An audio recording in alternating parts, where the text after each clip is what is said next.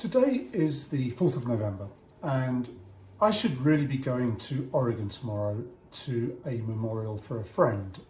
Unfortunately, I have other commitments and I cannot go, but I wanted to mark him and his life and remember him in a video. And so that's why I'm doing this right now. His name's is, I don't know, what do you use when a friend goes? They're still alive in your mind somewhere. You know, I still think of him fairly often, and that's one of the reasons I really wanted to go to the memorial, but I just can't.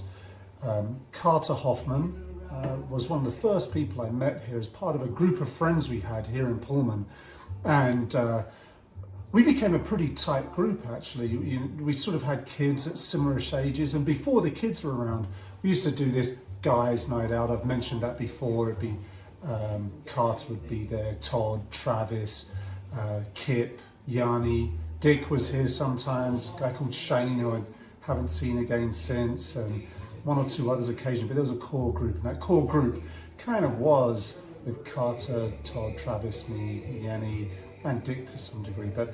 And we'd go out to odd pubs every time we went out. It wasn't very often at all, but we'd try and discover somewhere new. Went to the Slurp and Burp in Moscow. That was quite an experience.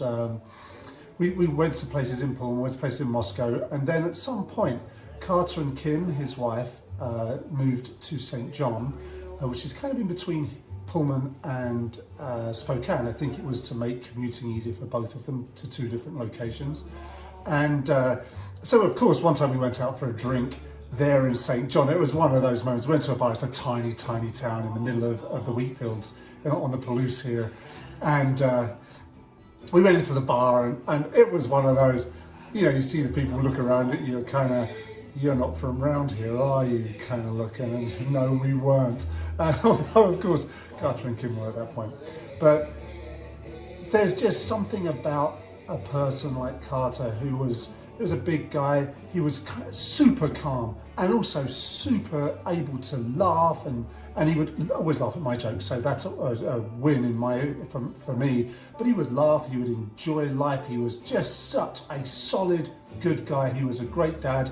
He spent a lot of time with the twins, that's Malcolm and Jesse, and I was lucky enough to see them and Kim just this last year. I bitterly regret the last time I was in Portland not having the time to go and catch up. I regret that to this day. You know, it's one of those moments. It's always too late, and you say, "Oh, if only I'd done that thing," and then that's just a lesson to us that you should do that thing. Because I right now, the way that I think, I would give quite a lot to just have one more beer. Last time I think we were up in the Ecliptic Brewery in Portland. Just have one more beer or a cup of tea even, just sit around and have a laugh and a joke, and then it's gone, and that's not very fair. So, and anyway, this is all super sad.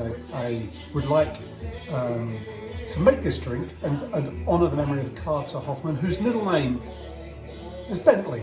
So I'm going to make a Bentley cocktail. It's a 1930 recipe from the Savoy Cocktail book by Harry Craddock. I like to think that Carter would enjoy it, and even if he didn't enjoy it, he would have laughed, or he would have at least liked the idea of it, because it's kind of, in some ways, it's two different ingredients, but one, you know, change the ingredient, one of the ingredients for gin, and you've got the dead Queen Elizabeth II's favourite cocktail, and I think he would have found that kind of funny.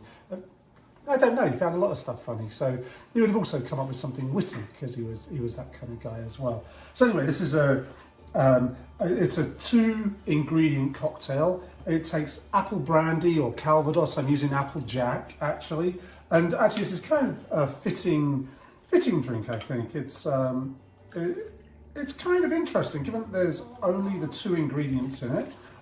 There's enough complexity because the other ingredient is Dubonnet, which is a French aperitif, and it's got a really it's a really nice aroma. It reminds me a lot of port, but it's not port. It's more like a vermouth, but it's in between all of those. But this is made in America, so this is a purely American cocktail right here. Well, apart from the Garnish, which is not.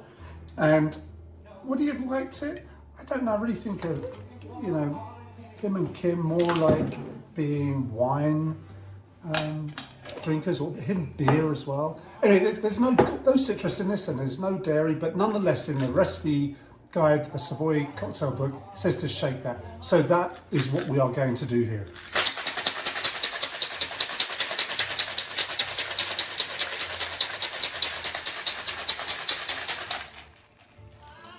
sort of stuck my hands to there. And, you know, you don't get your friends back. So if this is anything, I'm going to drink this drink and I remember my friend Carter, Kim, Jesse and Malcolm. He was a good guy. And he deserves being remembered. I think that's why I'm kind of sad I didn't get to go to the memorial. But right now, I'm going to have this with a cocktail cherry in there as well. I'm going to think of you, my friend.